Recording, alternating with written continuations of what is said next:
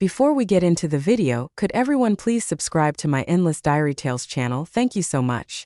10 years ago, I saved my childhood friend Ethan from a fire, resulting in permanent hearing loss in one ear. Later, my parents passed away one after the other. Seeing my unspoken feelings for Ethan, the neighbor's grandma persuaded him to marry me as a way to repay the debt of gratitude. But when I was kidnapped and the abductors demanded ransom, Ethan coldly said, "Because I owe you, I can't marry the person I truly love. Why do you keep putting on an act to torment me? Aren't you tired of this?" In the end, the kidnappers beat me to death. When I opened my eyes again, I found myself back on the day of the fire. This time, I didn't rush in recklessly to save him. Instead, I dialed emergency services out of humanitarian duty. After being discharged from the hospital, Ethan grabbed my wrist, his eyes red, and asked, "Why didn't you save me this time?" I laughed bitterly. Being a fool once was enough. Yet suddenly a sharp pain shot through me, and when I opened my eyes, I was surrounded by roaring flames. Was this hell? I let out a bitter laugh. Dying didn't seem so bad. At least it meant I wouldn't have to live such a pathetic life anymore. "Help! Save me!" A familiar voice called out from the fire. "Rachel, please save me." I froze. Didn't I lose my hearing to save Ethan? Then I realized how familiar this scene was. My heart raced. I had truly returned to 10 years ago, before everything began. "Rachel, my leg is stuck. Come in and help me," Ethan shouted again. I turned away, ready to leave. In my previous life, I had loved Ethan since we were children. Knowing it was dangerous, I still rushed in to save him. Because of that, I lost my hearing and had to give up school and my love for music. I poured everything into him. After my parents passed away, the neighbor's grandma convinced him to marry me out of gratitude. Back then, I was ecstatic, thinking we would finally be together. But marrying Ethan was like falling into an abyss. He had someone else in his heart but still married me. He used gratitude as an excuse and exploited me to compose music for his white moonlight, Emily. He deceived me, saying that since I couldn't hear, it was better to let Emily arrange the music under my name so the compositions wouldn't remain obscure. I believed him until Emily grew famous and I discovered she was the person Ethan had always loved. When I confronted him, he accused me of taking Emily's place and treated me with cold indifference, telling me I should be content. Even when I was kidnapped and the abductors demanded ransom, he thought I was being unreasonable. In the video call, I gestured desperately for help as the kidnappers loomed behind me. Ethan, meanwhile, attended a gala with Emily, his arm draped around her shoulders. He frowned and coldly said, "Because I owe you, I can't marry the one I truly love.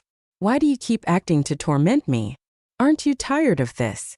To communicate better with people, I had learned to read lips. The kidnappers, enraged by the lack of ransom, beat me to death. My pitiful tears moved them because they just sighed and allowed me to pull them along without protest. At the hospital, they underwent every possible test. Some of the quicker results would be available later that day. I decided to wait for them, determined to ease my heart while waiting. We unexpectedly ran into the neighbor's grandma. She approached me, wiping her tears as she said, "Rachel, you're here to visit Ethan too, right? Don't just stand out here, come inside." Without waiting for my response, she tugged me into the hospital room. In my previous life, the neighbor's grandma had treated me very well, so I couldn't refuse her. However, as soon as I entered the room, a red apple came flying toward me. "Get out. I don't want to see him. Make him leave," Ethan shouted angrily. He was lying in bed, his head wrapped in thick bandages. It seemed that without me, Ethan had suffered much more serious injuries this time. "Rachel came to visit you," the grandma scolded him, her voice choked with emotion. "How can you say something like that? Do you even know that if Rachel hadn't saved you, you might not even be alive?" Ethan glared at me, his eyes full of resentment. "Grandma, she just called 911. That's the least she should have done," he snapped. Then, fixing his gaze on me, he sneered, "Rachel, you didn't lose your hearing this time, so you won't force me to marry you, right?" I froze, my heart sinking. Ethan had also been reborn. He knew I had been reborn too. I looked at his battered body wrapped in bandages and felt a sense of relief that I had only called the fire department. The pain and inconvenience caused by his injuries, along with the misunderstanding from others, This lifetime Ethan should bear it all himself. With a cheerful smile, I bid farewell to Ethan and the neighbor's grandma. As soon as I stepped out of the hospital room, I met my parents' gazes, both of them wearing an expression that practically screamed, "We know something's up. I really don't like him anymore," I said, trying to defend myself. "You don't even know. His face is ruined now, all black and charred, so ugly." Without realizing it, my voice got louder. From the hospital room, I heard Ethan's furious roar and the sound of something being smashed.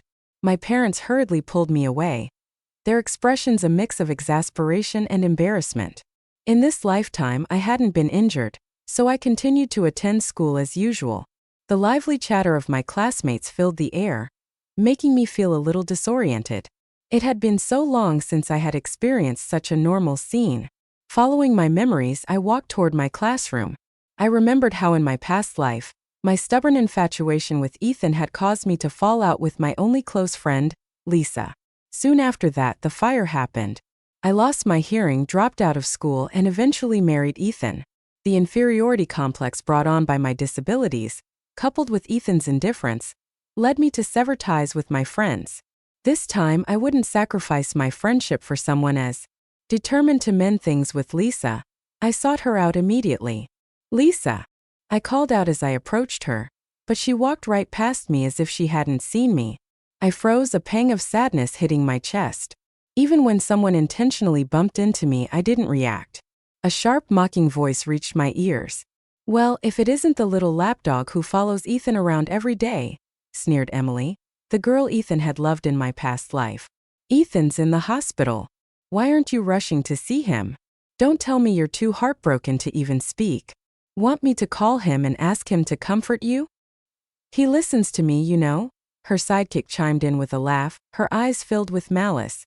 I looked at them calmly and replied, "Well, best wishes to both of you for a long and happy life together." I had no intention of getting caught up in their drama.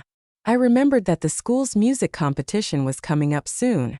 In this lifetime, I hadn't lost my hearing, and I wouldn't let Emily steal my compositions again.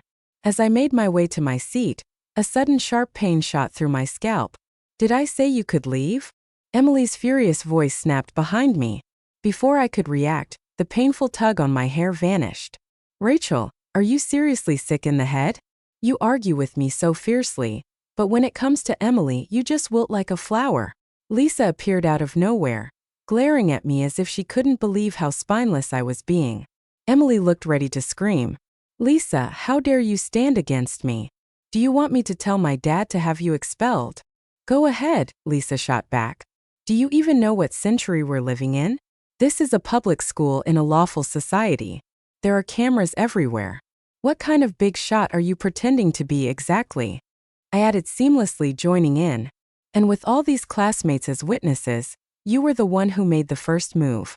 Also, the way you're talking, I can't help but suspect your dad might be involved in some shady dealings. Otherwise, why are you so confident?" "No way," Lisa exclaimed dramatically. "Rachel, could it be we've uncovered a major school scandal?" We played off each other effortlessly, leaving Emily fuming, her finger trembling as she pointed at us. "Why, you're slandering my dad." "He's not." She turned to Lisa with a sneer. "Lisa, are you Rachel's mate now? She doesn't even acknowledge you. You're pathetic, throwing yourself at her like this." After delivering her parting shot, Emily stormed off in a huff. I looked at Lisa sheepishly. "Don't listen to her nonsense. You're my best friend. I was just such a fool before." Lisa rolled her eyes but smiled. "You better remember that. I shouldn't have fought with you over Ethan." Lisa had been quiet the entire time, staring at me intently. It wasn't until there was just 1 minute left before class started that she finally spoke. "Fine, I've known you long enough to know you're the type who won't turn back until you hit a wall. If you really want to make up, I have one condition: protect yourself." The bell rang, signaling the start of class. I nodded repeatedly, eager to repair our friendship. Lisa and I returned to the way things used to be, without any lingering awkwardness. Later, the results of my parents' health checkups came in.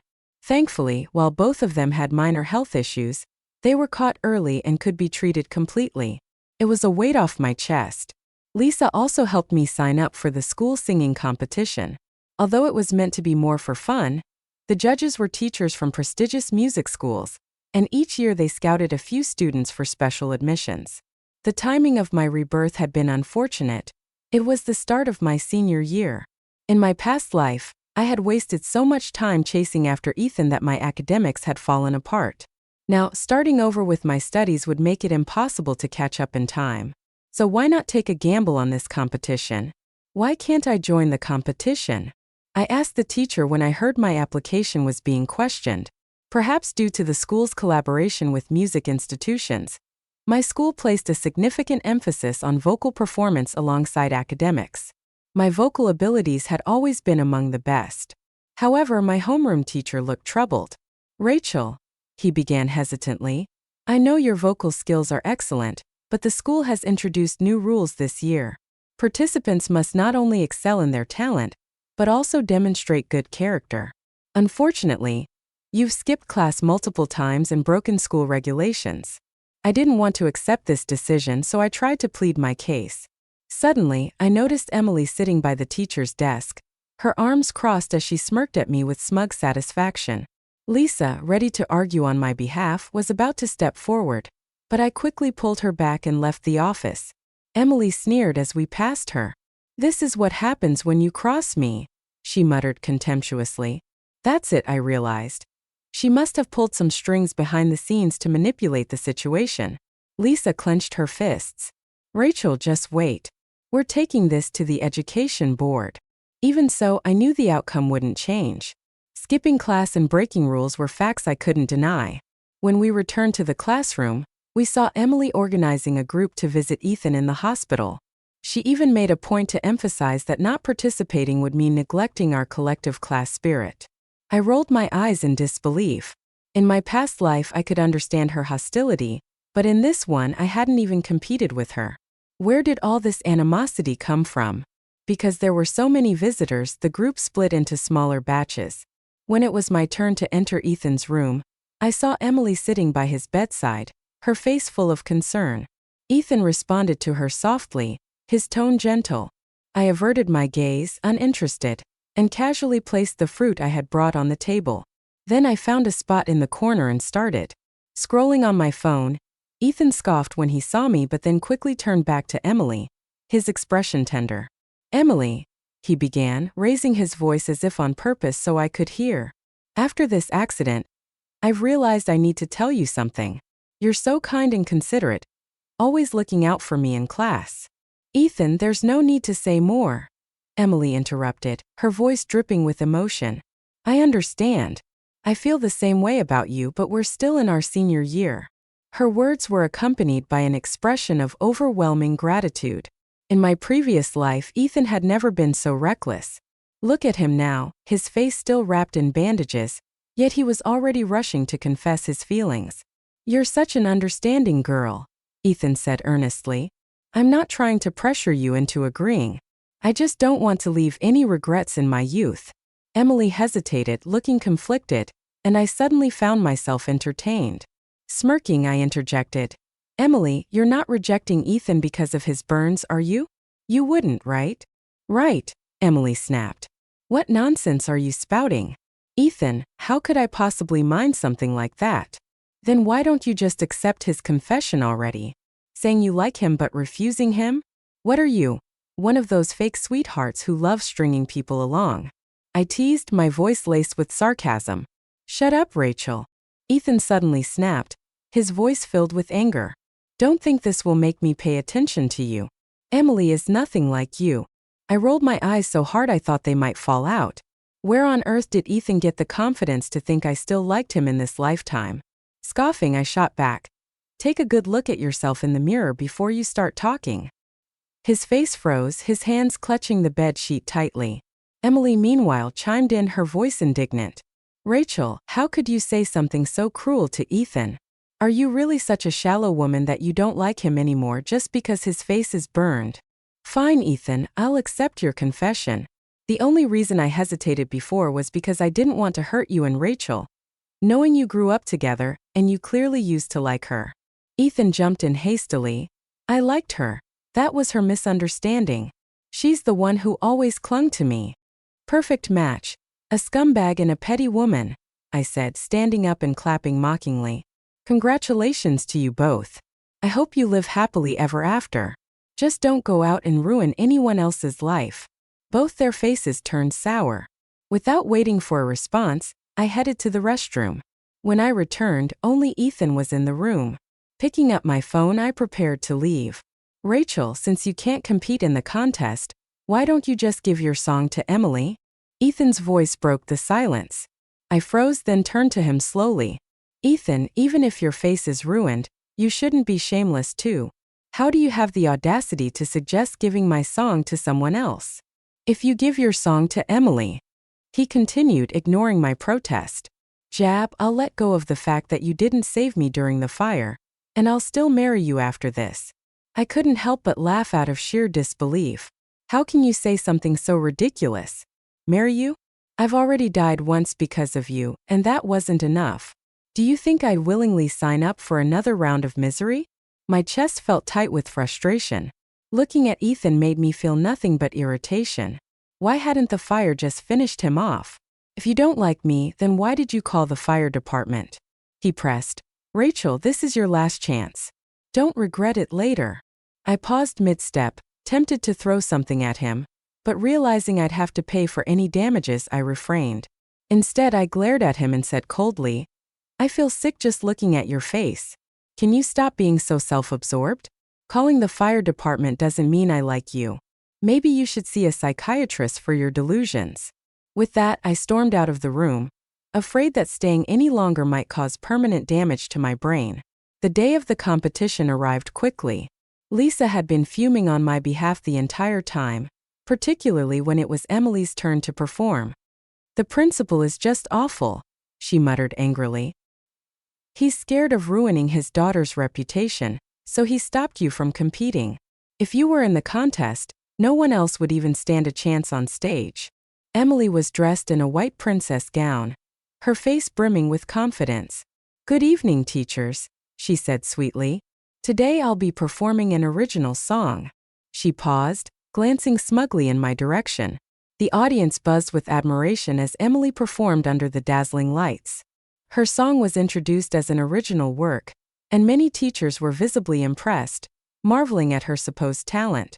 But the song she sang was mine. She hadn't even bothered to change the title. Rachel, why is she singing your song?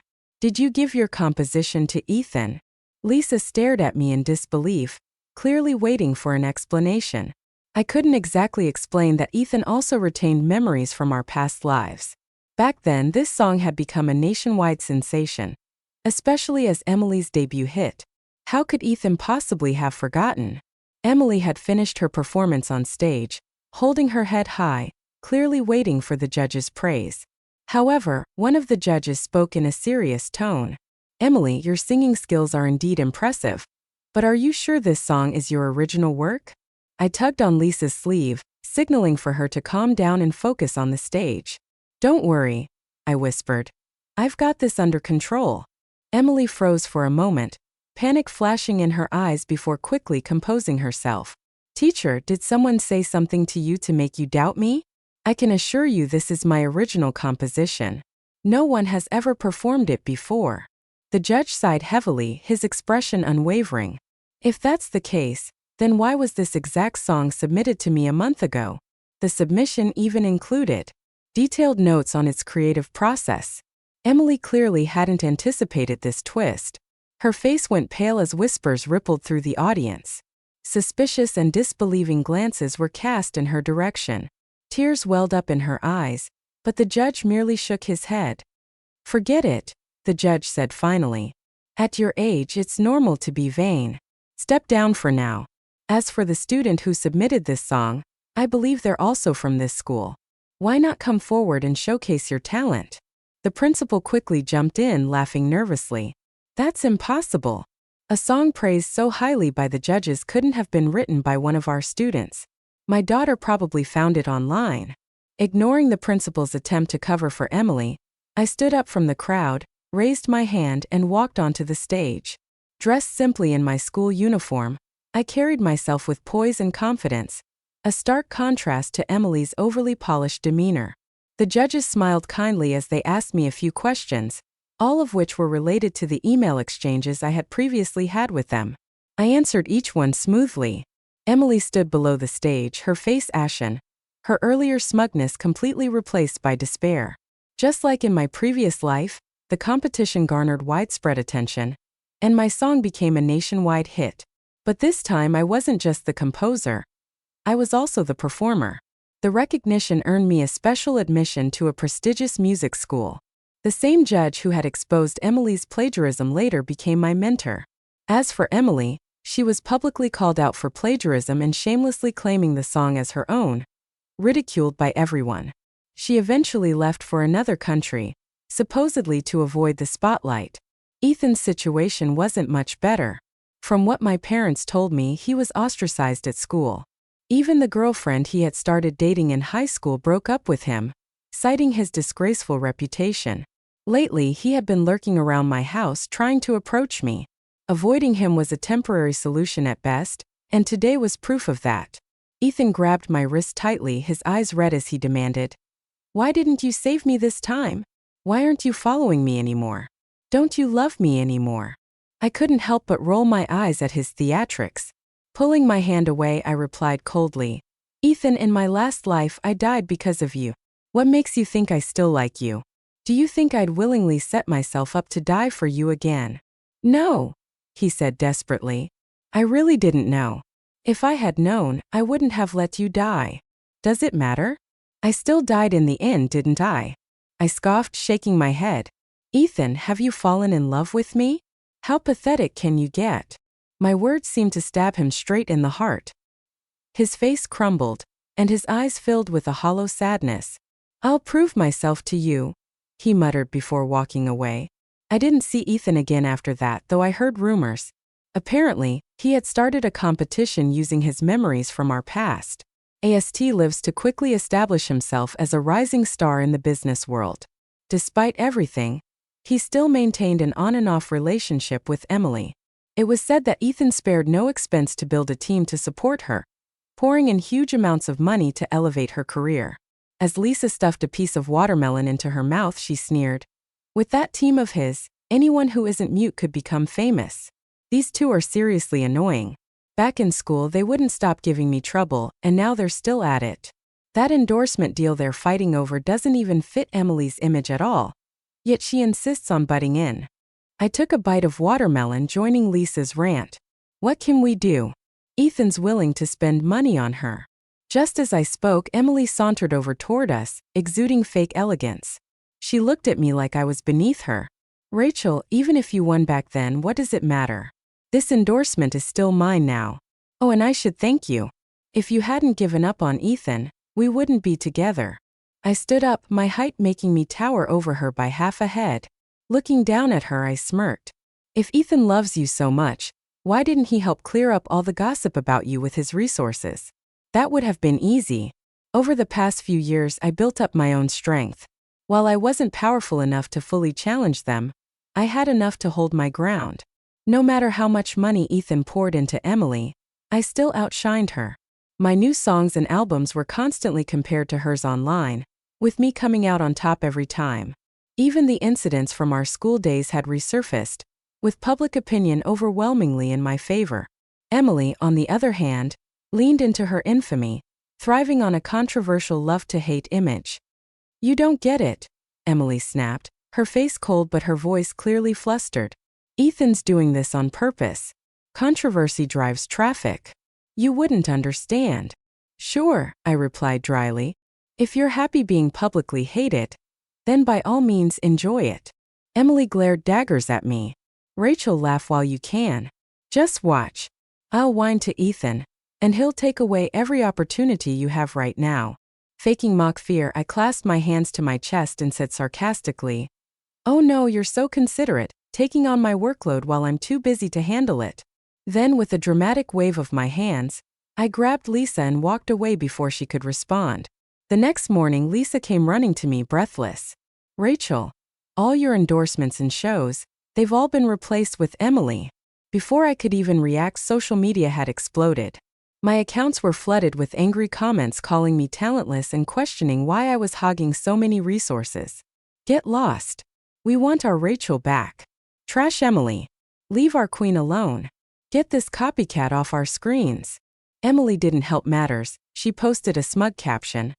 I said I wanted them and he gave them to me. Attached was a photo of her holding hands with Ethan. But the response she received wasn't what she expected.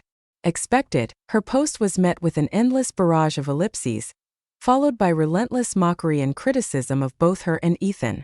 Lisa shook her head, exasperated. What are they even doing?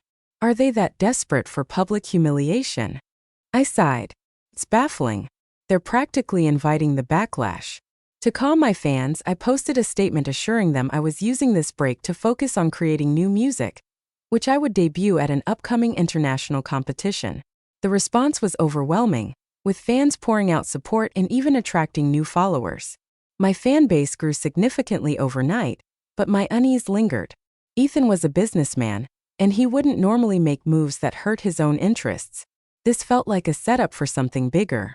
Soon enough, I discovered he'd been quietly trying to reach out to me through intermediaries, likely trying to lure me out. Then, as I hurried home one evening, I heard his voice behind me. Rachel, wait for me. My heart sank and I quickened my pace, determined not to fall into whatever trap he was setting this time. Can we find a place to talk about what happened? Ethan asked, his voice muffled behind a mask, leaving only his eyes visible. For a brief moment I thought I saw vulnerability in them, but I must have been mistaken.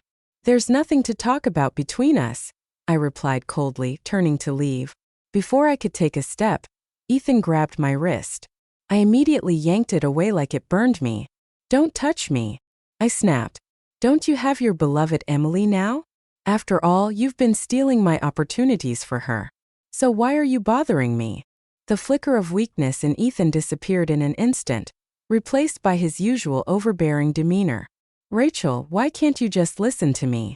Why does it have to come to this? I rolled my eyes, his words implying that I was being unreasonable. Pretending to call for security, I waved toward an imaginary figure. Seeing this, Ethan reluctantly let go of my wrist. Rachel, he said, his voice soft. I miss you. You'll understand everything soon enough. His words made me wary.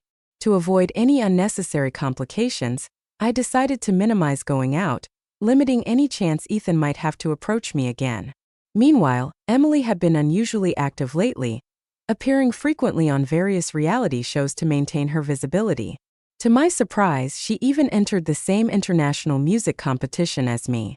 She publicly addressed me on social media, claiming that the incidents back in school were due to her immaturity. She boldly declared that this time she would rely on her talent to surpass me.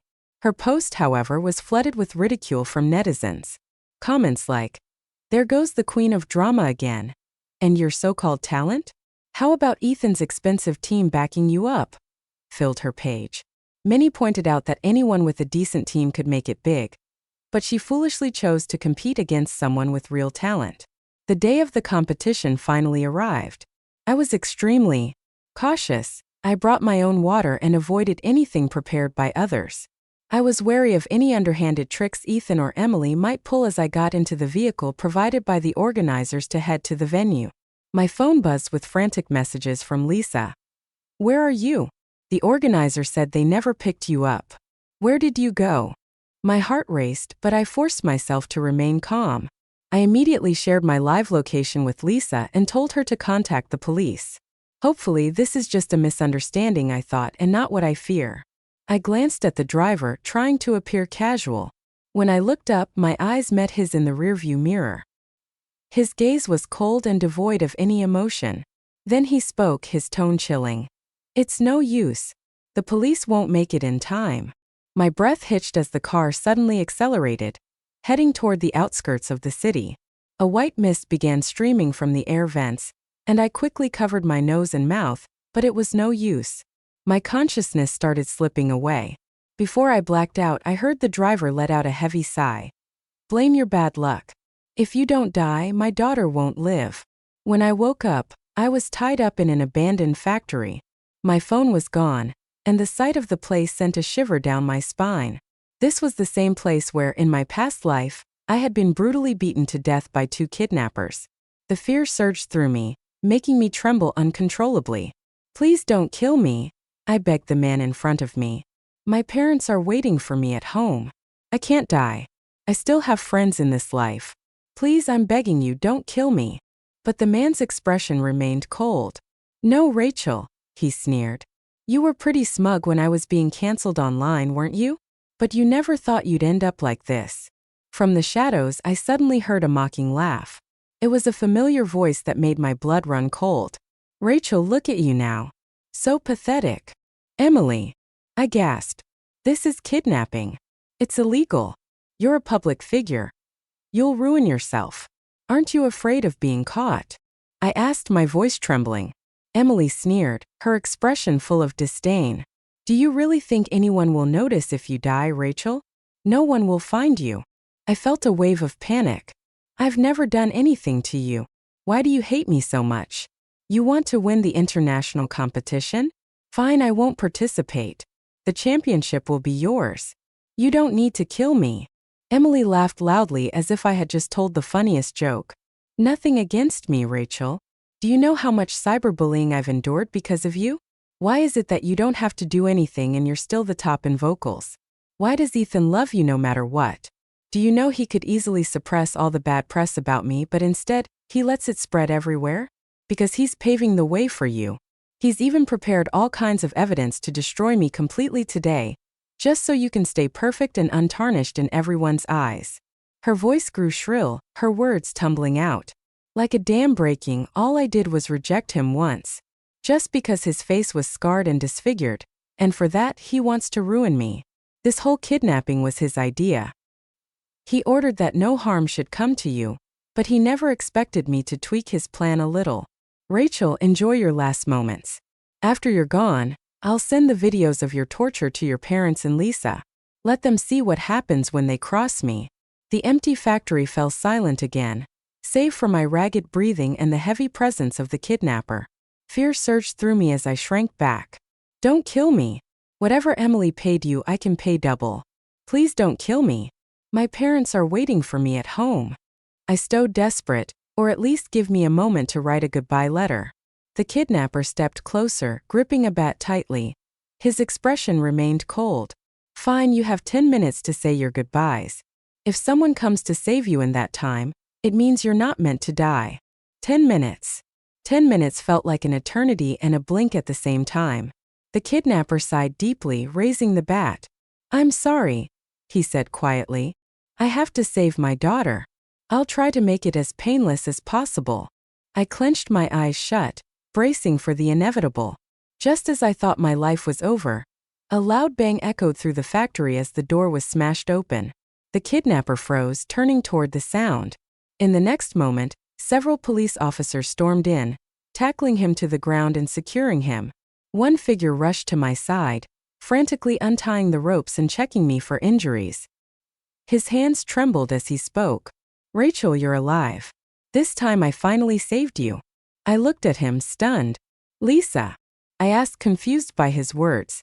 My mind reeled. What does he mean this time? Could it be he had also been reborn? Fragments of memories flashed through my mind. In my last life before I died, I had desperately called Lisa for help.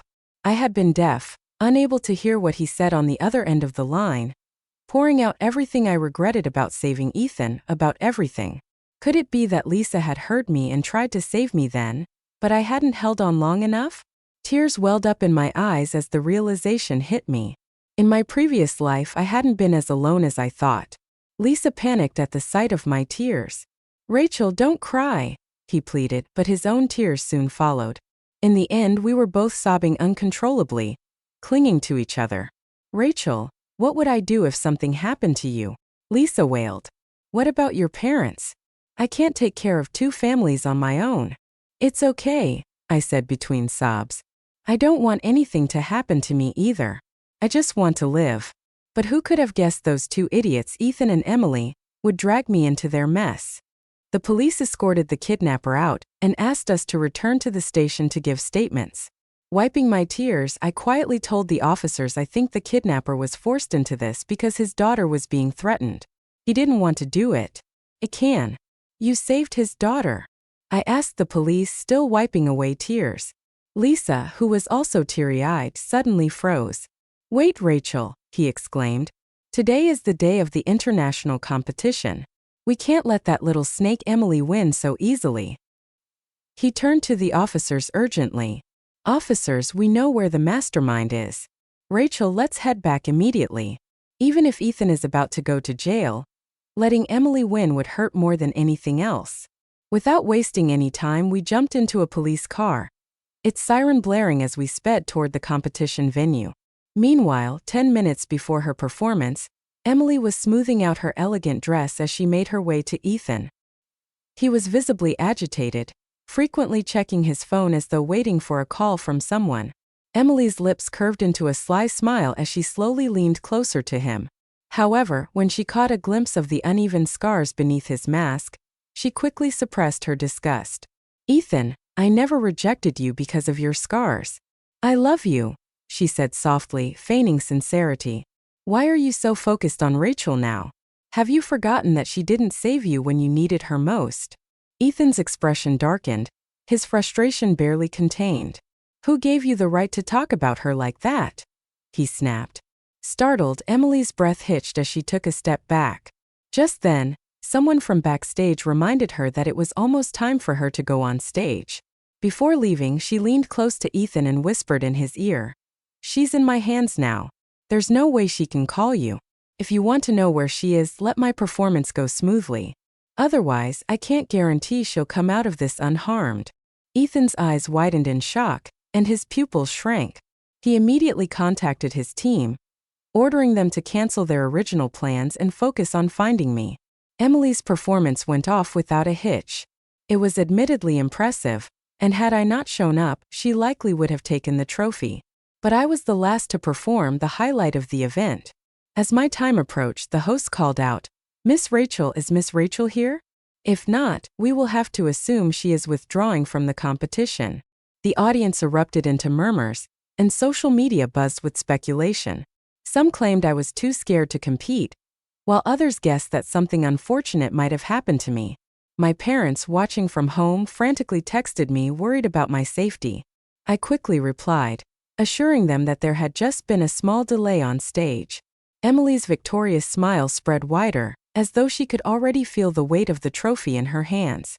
But just then, the sound of police sirens blared from outside, growing louder by the second. The audience stirred, whispering curiously. The timing couldn't have been more dramatic as the doors to the venue swung open and I walked in.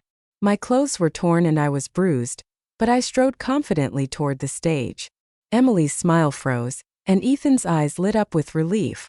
I grabbed the microphone and addressed the crowd. Apologies, everyone. I ran into a little kidnapping on my way here. What can I say? When you're as talented as I am, jealousy tends to follow you everywhere. The audience chuckled, and the tension in the room eased. Smiling, I continued. Today I'll be performing an original song titled Life. It's about finding hope even in the darkest times. No matter how difficult things may seem, life always offers a sliver of light. You just have to take the time to see it. Don't let yourself be trapped in suffering. I said, my voice calm yet resolute. In my past life, I was stuck in self-pity, ashamed of my hearing loss, too scared to face the world, and I allowed Ethan to manipulate me. I hated the world for being so unfair, but the truth was the wrongdoer wasn't me. It was Ethan and people like him who didn't deserve the privileges they took for granted. I took a deep breath, my voice steady as I addressed the crowd. In my last life, my parents may have passed away, but I always had friendships. If only I had reached out, I wouldn't have been alone. Today, I want to share that sentiment with all of you. The sincerity of my words moved the audience, and as I finished my performance, thunderous applause filled the venue. Winning the championship was no longer in question. Meanwhile, Emily was being escorted away by the police. Her screams echoed through the hall. Rachel, I hate you.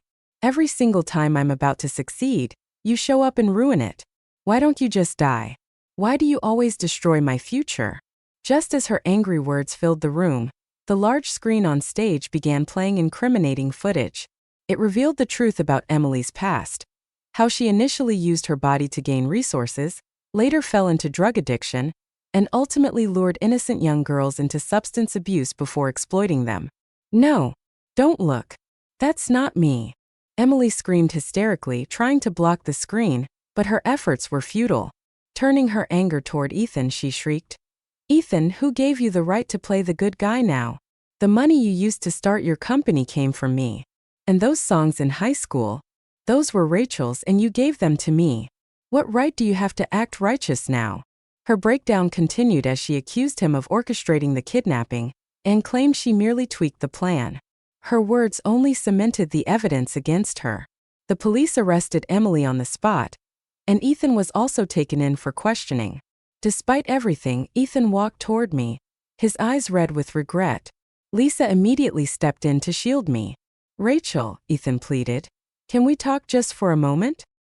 His once proud demeanor had crumbled, and he looked older, almost pitiful. "I didn't know Emily would go that far," he said, his voice trembling. "I only wanted to prove to you that this life could be different. If you were kidnapped, I would have saved you without hesitation. I'm sorry, Rachel. I shouldn't have doubted you in our past life or fought with you. This one I regret so much." I cut him off coldly. "Ethan, you don't love me. At the start of this life, you wanted to be with Emily. Only after you were disfigured did you see her disdain for you, and when life became difficult, you started thinking about me. That's not love, it's selfishness." "No, that's not true," Ethan shook his head desperately. "After you died in our past life, I regretted everything. And yet, as soon as you were reborn, you ran straight back to Emily." I interrupted. Ethan seemed to lose all his strength, his shoulders slumping in defeat. "Rachel, what can I do to make you forgive me?" "I don't want to see you ever again," I said firmly. "Nothing good ever happens when you're around." Emily's crimes, now fully exposed, earned her the death penalty. Ethan, implicated in her schemes and confessing to using illicit funds to start his company, was sentenced to 30 years in prison. Before his incarceration, he sent me a letter through an intermediary. I didn't bother reading it and threw it straight into the trash. After everything he'd done, his so-called apologies would only insult me further. The kidnapper's daughter was rescued safely, and he received a 2-year sentence. As he was being taken away, he and his daughter broke down in tears, kneeling before me in gratitude. The sight startled me so much I nearly knelt in return out of instinct. Later, Lisa scolded me. "Rachel, you're way too soft-hearted. How can you not hold a grudge against someone who almost killed you?" Grinning, I threw myself into his arms playfully. "But everything's fine now, isn't it? Besides, if he hadn't gone easy on me, I might not have survived. By the way, are you coming over for dinner tonight?